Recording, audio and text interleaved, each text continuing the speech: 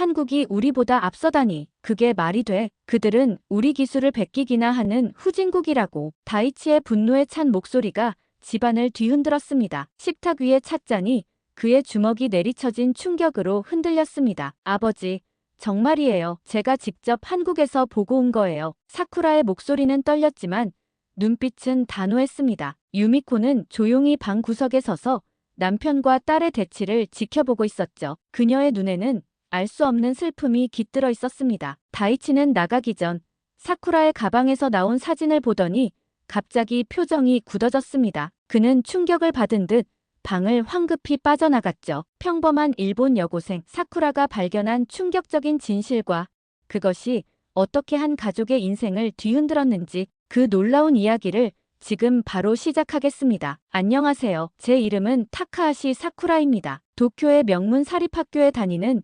18살 여고생이에요. 겉보기에는 평범한 가정에서 자란 것 같지만 우리 가족에겐 아무도 모르는 비밀이 숨겨져 있었어요. 저희 아버지 다이치는 대기업 임원으로 항상 자신감과 위엄이 넘치는 분이세요. 아버지는 기회가 있을 때마다 한국에 대한 이야기를 꺼내곤 합니다. 한국이 뭐가 대단하다고. 그들의 경제는 우리 일본이 도와준 덕분에 겨우 일어선 거야. 지금도 우리 기술을 베끼기 바쁜 후진국일 뿐이지. 이런 말씀을 들을 때마다 저는 당연하다는 듯 고개를 끄덕였어요. 학교에서도 친구들과 함께 한국에 대한 편견을 공유하며 지냈죠. 도쿄 시부야에서 쇼핑할 때도 한류 상품을 보면 친구들과 함께 비웃었던 기억이 납니다. 요즘 케이팝이 인기라는데 무슨 매력이 있는지 모르겠어. 우리 일본 아이돌들이 훨씬 실력도 좋고 세련됐는데. 이렇게 말하면 친구들도 동조하며 웃었어요. 우리 모두 한국 문화는 일본 문화의 열등한 복사본에 불과하다고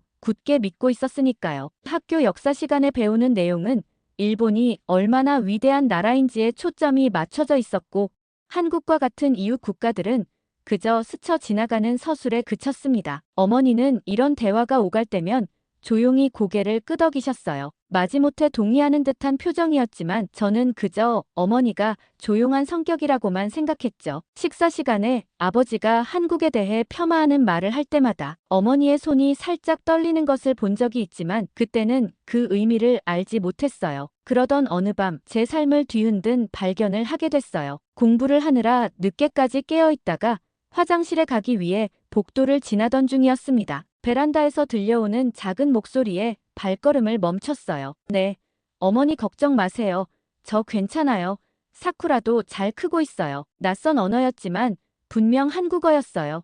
어머니의 목소리였죠. 창문 틈으로 바라본 어머니의 모습은 충격적이었어요. 달빛에 비친 얼굴에는 눈물이 흐르고 있었고 그 표정에는 제가 한 번도 보지 못했던 깊은 그리움과 슬픔이 담겨 있었습니다. 어머니가 전화를 끊고 조용히 흐느끼는 소리가 들렸어요. 그제서야 의문이 들기 시작했습니다. 왜 어머니는 한국어로 대화를 나누는 걸까? 누구와 통화를 하고 계셨던 걸까? 어머니라고 부른 사람은 누구지? 이 발견 이후로 집안의 모든 것이 다르게 보이기 시작했어요. 아버지가 한국을 폄하할 때마다 어머니의 표정에 스치는 고통, 때로는 가족 앨범을 몰래 들여다보시는 어머니의 모습, 그리고 특별한 날에만 꺼내보시는 작은 나무 상자에 대한 호기심이 생겼습니다. 처음으로 의문을 품게 됐어요. 아버지는 왜 그토록 한국을 싫어하는 걸까? 어머니의 비밀은 무엇일까? 그리고 우리 가족에게는 어떤 이야기가 숨겨져 있는 걸까? 이런 생각들이 마음속에서 자라날 무렵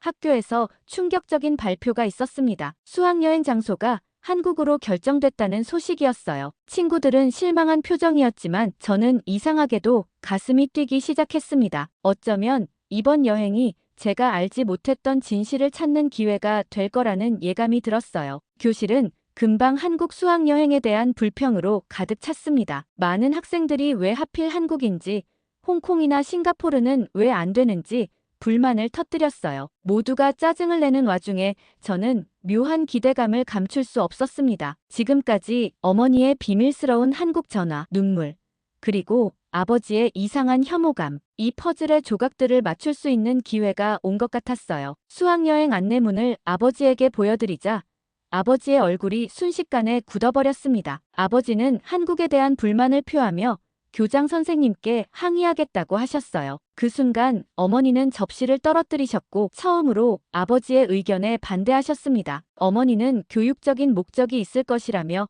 저에게 다양한 경험을 쌓게 해주는 것이 좋을 것이라고 말씀하셨어요. 그날 밤 어머니는 제 방을 조용히 찾아오셔서 작은 봉투를 건네주셨습니다. 봉투 안에는 한국 돈과 서울의 한 주소가 적힌 쪽지, 그리고 한복을 입은 젊은 여성의 흑백 사진이 들어있었어요. 어머니는 이것을 아버지에게는 비밀로 해달라고 당부하셨으며 시간이 된다면 그 주소를 찾아가 보라고 제안하셨습니다. 제가 궁금해하던 것들에 대한 답을 찾을 수 있을 것이라는 암시적인 말씀도 덧붙이셨어요. 수학여행을 준비하며 저는 몰래 인터넷으로 한국에 대해 알아보기 시작했습니다. 하지만 아버지가 항상 말씀하시던 후진국의 모습은 찾아볼 수 없었어요. 첨단 기술, 화려한 도시 풍경, 세계적으로 인정받는 문화. 제가 알고 있던 한국과는 너무도 달랐습니다. 특히 어머니가 쪽지에 적어주신 익선동은 서울 한복판에 있는 한옥마을이라고 했어요. 한국에 대한 호기심이 더욱 커져가면서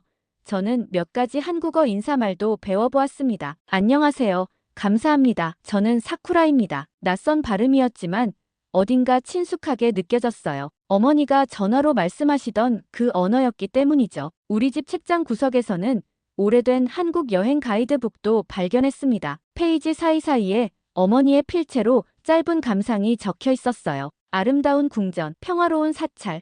어머니가 직접 한국을 여행했던 흔적이었습니다. 수학여행 전날 밤 여행 가방을 정리하면서 마지막으로 어머니가 준 그 봉투를 가방 안쪽 주머니에 조심스럽게 넣었어요. 처음으로 아버지에게 알려주지 않은 비밀을 갖게 된 기분이었습니다. 잠들기 전 어머니는 제 방을 찾아오셔서 내일 즐거운 여행이 되길 바란다고 말씀하셨어요. 열린 마음으로 모든 것을 받아들이고 제가 보고 경험하는 모든 것이 중요할 것이라며 어떤 것을 발견하더라도 제 마음으로 판단하라고 하셨습니다. 어머니의 말씀은 단순한 여행 격려가 아닌 더 깊은 의미를 담고 있는 것 같았어요. 그날 밤 저는 설렘과 두려움이 뒤섞인 채 잠이 들었습니다. 내일은 제 인생을 바꿀지도 모르는 여행이 시작되는 날이니까요. 다음 날 아침 우리 일행은 비행기에 몸을 실었습니다. 얼마나 많은 비밀이 저를 기다리고 있을지, 어떤 진실을 발견하게 될지 상상하며 한국으로 향했습니다. 몇 시간 후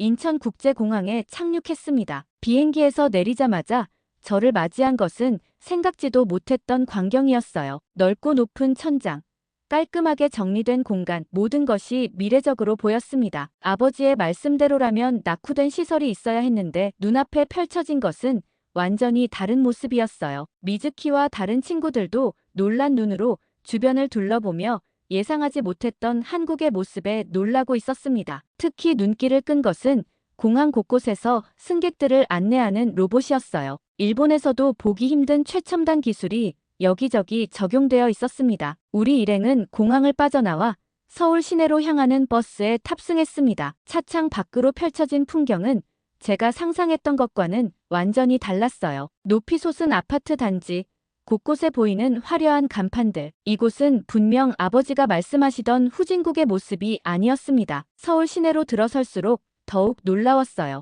거대한 디지털 전광판이 건물 외벽을 뒤덮고 세련된 옷차림의 사람들이 바쁘게 오가는 모습이 인상적이었습니다. 일본의 도쿄와 비교해도 전혀 뒤처지지 않는, 어쩌면 더 현대적으로 보이기까지 했어요. 호텔에 짐을 풀고 첫 방문지인 경복궁으로 향했습니다. 버스에서 내려 지하철로 갈아타는 과정에서도 한국의 발전된 모습을 체험할 수 있었어요. 지하철역은 깨끗하고 현대적이었으며 자동화된 시스템이 놀라웠습니다. 다이스케는 놀란 눈으로 말했습니다. 일본이 인터넷 강국인 줄 알았는데 한국이 더 빠르다고. 우리 집보다 여기 지하철 와이파이가 더 빠른 것 같아. 한국인들의 태도도 예상과 달랐어요. 아버지는 한국인들이 일본인을 싫어하고 적대적일 거라고 했지만 우리를 향한 시선은 그저 호기심 어린 눈빛이었습니다. 가끔 미소를 지으며 인사를 건네는 현지인들도 있었어요. 처음에는 긴장했지만 점차 그 긴장이 풀리기 시작했습니다. 경복궁에 도착했을 때는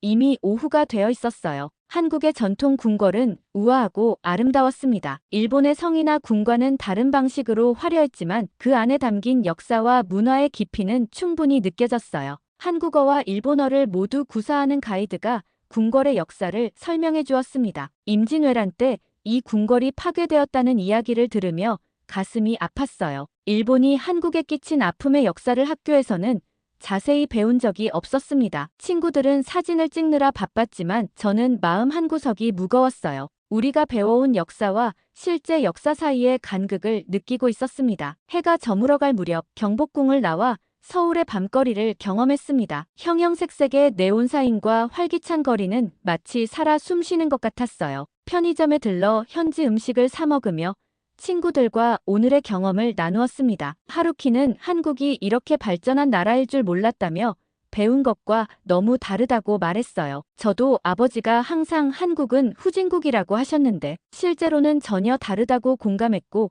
친구들도 고개를 끄덕였습니다. 호텔로 돌아오는 길 문득 어머니가 주신 봉투와 주소가 생각났어요. 내일 일정에는 없지만 어떻게든 시간을 내서 가봐야겠다고 마음먹었죠. 그 주소에서 저를 기다리고 있을 진실은 무엇일지 궁금증이 더욱 커졌습니다. 다음 날 우리는 서울의 여러 명소를 관광했습니다. 인사동을 둘러보고 난 오후 선생님께서 3시간의 자유시간을 주셨어요. 친구들은 명동으로 쇼핑을 가겠다며 신나게 떠났지만 저는 다른 계획이 있었습니다. 어머니가 주신 봉투 속 주소를 확인하며 익선동으로 향했어요. 처음 가보는 낯선 곳이라 긴장됐지만 지하철 노선도를 보며 어떻게 가야 할지 계획을 세웠습니다. 종로 3가역에서 내린 후 주변을 서성이고 있는데 한 중년 여성이 다가왔어요. 도움이 필요하세요? 그녀는 서툰 일본어로 물었습니다. 주소가 적힌 종이를 보여드리자 그녀는 친절하게 방향을 알려주셨어요. 손짓과 발짓을 섞어가며 설명해 주시는 모습에 감동했습니다. 지시대로 좁은 골목길을 따라 걷다 보니 마치 시간 여행을 하는 듯한 느낌이 들었습니다. 현대적인 서울 도심에서 불과 몇 분 걸어왔을 뿐인데 전통 한옥이 늘어선 아름다운 마을이 나타났어요. 익선동 한옥마을이었습니다. 주소를 따라 한참을 헤매다 마침내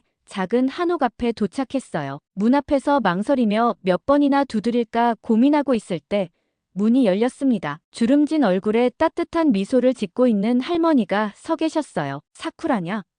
할머니의 말에 놀라 고개를 끄덕였습니다. 어떻게 제 이름을 아시는지, 어떻게 저를 기다리고 계셨는지 궁금했지만 따라 들어갔어요. 한옥 내부는 아늑하고 따뜻했습니다. 낮은 탁자 위에는 차가 준비되어 있었고 벽에는 한국 전통 그림이 걸려 있었어요. 참 많이 자랐구나. 마지막으로 봤을 때는 갓난아기였으니 할머니의 말씀에 더욱 혼란스러워졌습니다. 죄송하지만 할머니는 누구신가요? 할머니는 잠시 조용히 저를 바라보시더니 천천히 말씀하셨어요. 나는 너의 외할머니란다. 너의 어머니인 지연이의 엄마지. 충격적인 말씀에 숨이 멎는 것 같았습니다. 할머니는 슬픈 미소를 지으시며 오래된 나무 상자를 꺼내셨어요. 상자를 열자 사진첩이 나왔습니다. 너의 어머니는 김지연이라고 한단다. 서울대학교 언어학과를 졸업한 수재였지. 사진첩에는 제가 전혀 알지 못했던 어머니의 모습이 담겨 있었어요. 교복을 입고 활짝 웃고 있는 10대의 모습. 대학 캠퍼스에서 친구들과 함께한 사진, 졸업식 날의 자랑스러운 표정, 모두 제가 알던 조용하고 수동적인 어머니와는 전혀 달랐습니다. 어머니는 한국인이었던 거예요? 할머니는 고개를 끄덕이며 말을 이어가셨습니다. 대학에서 최고 성적으로 졸업하고 일본 도쿄대학에 유학을 갔지. 거기서 내 아버지를 만났고 사랑에 빠졌단다. 사진을 넘기자 젊은 아버지와 어머니가 벚꽃 아래서 웃고 있는 모습이 보였어요. 두 사람 다 행복해 보였습니다. 하지만 결혼하겠다고 했을 때 너의 할아버지인 다이치의 아버지가 극구 반대했어. 한국인 며느리는 인정할 수 없다고 하셨지. 결국 지연이는 포기했단다. 자신의 정체성, 꿈, 가족, 모든 것을. 할머니는 사진첩에서 결혼식 사진도 보여주셨어요. 웨딩드레스를 입은 어머니의 표정은 행복하면서도 어딘가 쓸쓸해 보였습니다. 갑자기 지난 모든 시간들이 눈앞에 아른거렸어요. 아버지가 한국을 폄하할 때마다 어머니의 눈에 스치던 슬픔, 몰래 한국어로 통화하던 모습, 그리고 제가 무심코 한국을 비웃을 때마다 어머니가 느꼈을 상처, 눈물이 폭포수처럼 쏟아져 내렸습니다. 할머니는 사진 한 장을 더 보여주셨어요. 사진 속 어머니는 제가 본 적 없는 환한 미소를 짓고 있었죠. 활기차고 자신감 넘치고 꿈으로 가득 찬 표정이었습니다. 지금의 어머니와는 너무나 달랐어요. 어머니는 일본에서 행복하셨나요? 할머니는 잠시 침묵하셨다가 조용히 대답하셨어요. 지연이는 널 낳고 행복해했단다. 하지만 자신의 뿌리를 부정하며 사는 것은 쉽지 않았을 거야. 할머니는 또 다른 사진을 꺼내셨습니다. 젊은 남성의 사진이었어요. 이 사람은 유미코의 제자였던 윤재혁 교수란다. 지금은 연세대학교에서 일본 문학을 가르치고 있지. 내 어머니의 학문적 업적과 꿈에 대해 더 많이 알려줄 수 있을 거야. 시간이 어떻게 흘렀는지도 모르게 외할머니와 이야기를 나눴습니다. 가족 이야기, 어머니의 어린 시절, 한국의 역사와 문화, 그동안 알지 못했던 반쪽의 정체성이 조금씩 선명해지는 느낌이었습니다. 자유시간이 끝나갈 무렵 아쉬운 마음으로 일어났어요. 할머니는 작은 상자를 건네주셨습니다. 이건 너의 어머니가 대학 시절 때 썼던 일기장이란다. 상자를 받아들고 할머니께 인사를 드렸습니다. 이제 호텔로 돌아가야 했지만 마음은 이미 어머니의 비밀로 가득 차 있었어요. 내일은 어머니의 제자를 만나볼 예정입니다. 어머니의 또 다른 모습, 제가 전혀 알지 못했던 그 삶에 대해 더 알고 싶어졌어요. 오늘의 수학여행 일정은 자유롭게 서울을 둘러보는 것이었습니다. 친구들이 동대문 쇼핑몰에 함께 가자고 제안했지만 저는 다른 계획이 있다고 말했어요. 어젯밤 친구들이 잠든 후 외할머니가 주신 어머니의 일기장을 읽으며 밤을 지새웠습니다. 어머니의 젊은 시절 꿈과 열정, 그리고 아버지와의 만남까지 모든 것이 생생하게 적혀 있었어요. 특히 언어에 대한 어머니의 열정과 학문적 성취가 놀라웠습니다. 저는 그것을 떠올리며 연세대학교로 향했습니다. 외할머니가 적어주신 주소와 전화번호를 따라 어머니의 제자였던 윤재혁 교수를 찾아갔어요. 문을 두드리자 차분한 목소리가 들려왔고 문이 열렸습니다. 50대 초반으로 보이는 남성이 안경 너머로 저를 바라보았어요. 윤 교수님께 제가 유미코, 아니 지연의 딸이라고 말씀드리자 그의 눈이 커졌습니다. 어제 외할머니께 연락을 받았다며 저를 반갑게 맞이해 주셨어요. 연구실은 책으로 가득했고 벽면에는 일본 문학 관련 포스터와 사진들이 걸려 있었습니다. 윤 교수님은 커피를 내려주시며 어머니에 대한 이야기를 시작하셨어요. 어머니는 서울대학교 언어학과 최고의 학생이었다고 합니다. 대학 3학년 때부터 이미 학술 논문을 발표하기 시작했다고 해요. 졸업 후에는 도쿄대학에 유학했고 그곳에서 한일 언어비교 연구로 주목을 받았습니다. 어머니의 꿈은 원래 언어학자가 되어 한글의 우수성을 전 세계에 알리는 것이었다고 합니다. 그래서 세계 여러 나라의 언어를 공부하기 위해 방학마다 여행을 다녔다고 하셨죠. 김 교수님은 학계에 떠오르는 별이었단다. 많은 사람들이 그녀의 미래를 기대했지. 윤 교수님은 잠시 말을 멈추고 창밖을 바라보셨어요. 어머니가 도쿄대학에서 제 아버지를 만났고 사랑에 빠졌다는 이야기는 들었지만 윤 교수님의 관점에서 듣는 이야기는 더 구체적이었습니다. 어머니는 도쿄에서 공부하는 동안 일본 전통 문학 연구 모임에 참여했고 그곳에서 문학에 관심이 많던 아버지를 만났다고 해요. 두 사람은 서로의 문화와 언어에 대한 존중을 바탕으로 깊은 관계를 맺었지만 아버지의 가족은 한국인 며느리를 받아들이지 않았습니다. 결국 김 교수님은 선택을 해야 했어. 학문적 꿈을 포기하고 일본인 아내가 되거나 아니면 사랑을 포기하거나. 너의 어머니는 전자를 선택했지. 어머니는 결혼 후 유미코라는 이름을 갖게 되었고 일본 국적을 취득했습니다. 한국인이라는 정체성을 숨기고 일본 사회에 완벽하게 동화되려 노력했어요. 아버지의 가족, 특히 할아버지는 그런 조건 하에서만 결혼을 허락했다고 합니다. 윤 교수님은 서랍에서 오래된 편지 뭉치를 꺼내셨어요. 어머니가 일본으로 떠난 후에도 한동안 주고받았던 편지들이라고 합니다. 초기에는 어머니가 학문적 열정을 잃지 않고 일본에서도 연구를 계속하고 싶다는 내용이 많았어요. 하지만 시간이 지날수록 그런 내용은 줄어들고 가정생활과 저에 대한 이야기가 줄을 이루게 되었습니다. 윤 교수님은 편지를 다시 서랍에 넣으시며 말씀하셨어요. 어머니가 포기한 것은 단순히 직업이나 꿈이 아니라 자신의 정체성과 존재 자체였다고 말했죠. 한국인에서 일본인으로 완전히 변화해야 했던 어머니의 고통을 상상하니 가슴이 아팠습니다. 교수님, 어머니는 후회하셨을까요? 윤 교수님은 잠시 생각하시더니 미소를 지으시며 말씀하셨어요. 유미코와 편지를 많이 주고받았지만 후회한다는 내용은 단 한 번도 찾아볼 수 없었단다. 윤 교수님과 헤어진 후 캠퍼스를 천천히 걸으며 어머니가 젊은 시절 꿈꾸던 삶에 대해 생각했습니다. 언어학자로서의 꿈, 한글의 우수성을 세계에 알리고 싶었던 열망, 그리고 그 모든 것을 포기하고 선택한 사랑과 가족. 어머니의 인생은 제가 상상했던 것보다 훨씬 더 복잡하고 깊었어요. 호텔로 돌아가는 길, 어머니에게 전화를 걸었습니다. 하지만 마지막 순간에 용기가 나지 않아 끊고 말았어요. 아직은 어떤 말을 해야 할지 몰랐습니다. 하지만 한 가지는 분명했어요. 어머니를 새로운 시선으로 바라보게 되었고 그동안 알지 못했던 어머니의 희생과 사랑을 깨닫게 되었습니다. 수학여행의 마지막 날, 인천국제공항에서 비행기에 오르며 지난 며칠간의 경험을 되새겨 보았습니다. 외할머니와의 만남, 윤재혁 교수님과의 대화, 그리고 어머니의 숨겨진 정체성과 꿈, 모든 것이 제 마음속에서 소용돌이 쳤습니다. 저는 한국에서 경험한 모든 것을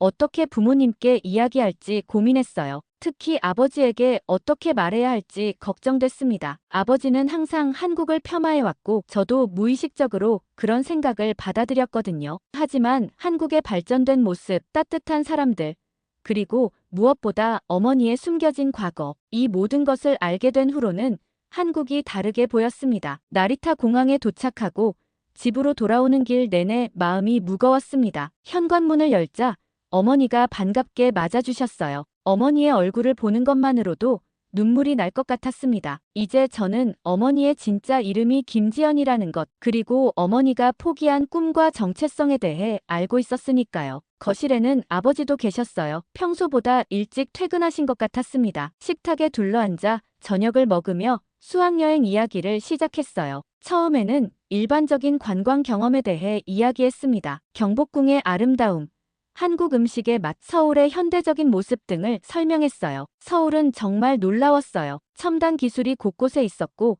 지하철은 도쿄보다 더 현대적으로 느껴졌죠. 한국은 아버지가 말씀하신 것처럼 후진국이 아니었어요. 이 말에 아버지의 표정이 굳어졌습니다. 어머니는 불안한 눈빛으로 저와 아버지를 번갈아 보셨어요. 저는 용기를 내어 말을 이어갔죠. 아버지, 한국은 정말 발전된 나라예요. 사람들도 친절했고 일본인이라고 차별하지도 않았어요. 어리석은 소리, 너가 뭘 안다고. 아버지가 화를 내시려는 순간 제 가방에서 무언가가 떨어졌습니다. 윤재혁 교수님이 주신 사진이었어요. 젊은 시절 어머니가 서울대에서 공부하며 환하게 웃고 있는 모습이 담긴 사진이었습니다. 아버지는 그 사진을 보자마자 말을 멈추셨어요. 이건 어디서 구한 거냐? 아버지의 목소리가 갑자기 작아졌어요. 저는 용기를 내어 모든 것을 털어놓았습니다. 어머니의 비밀 전화, 외할머니와의 만남, 윤재혁 교수님께 들은 이야기까지. 말을 마치자 방 안에는 무거운 침묵이 내려앉았어요. 놀랍게도 아버지의 눈에서 눈물이 흘러내렸습니다. 평생 아버지가 우시는 모습을 본 적이 없었기에 충격이었어요. 사쿠라, 너 말이 맞다. 한국이 후진국이란 건 내 거짓말이었다. 아버지는 떨리는 목소리로 천천히 진실을 털어놓으셨습니다. 사실 아버지도 어머니의 학문적 열정과 재능을 잘 알고 있었다고 해요. 하지만 어머니가 본래의 꿈을 다시 찾게 되면 일본을 떠나 한국으로 돌아갈까봐 두려웠다고 합니다. 그래서 의도적으로 한국을 폄하하고 어머니가 과거를 그리워하지 않도록 했다는 거예요. 어머니는 아버지의 손을 잡고 눈물을 흘리셨어요. 다이치, 나는 우리 가족을 위해 스스로 선택한 거고 후회하지 않아. 하지만 그동안 내 일부를 숨겨야 했던 건 정말 힘들었어. 그날 밤 우리 가족은 오랜 시간 이야기를 나눴습니다. 어머니는 한국에서의 추억과 꿈에 대해 더 자세히 들려주셨고 아버지는 자신의 두려움과 후회에 대해 솔직하게 이야기하셨어요. 처음으로 우리 가족 사이에 진정한 솔직함이 깃든 순간이었습니다. 그리고 다음 휴가에는 한국에 가보자는 아버지의 제안에 어머니의 눈이 반짝였죠. 그날 밤 저는 침대에 누워 생각했습니다. 이제 저는 일본인이면서 동시에 한국의 피가 흐르는 사람이 되었어요. 어머니가 포기했던 꿈, 한국과 일본의 언어와 문화를 연결하는 다리가 되는 것을 제가 이어받을 수 있을 것 같았습니다. 한국어를 배우고 양국의 문화와 역사를 이해하여 미래에는 어머니처럼 언어학을 공부할 수도 있겠다고 생각했어요. 타카하시 사쿠라이자 김사쿠라로서의 새로운 시작이었습니다.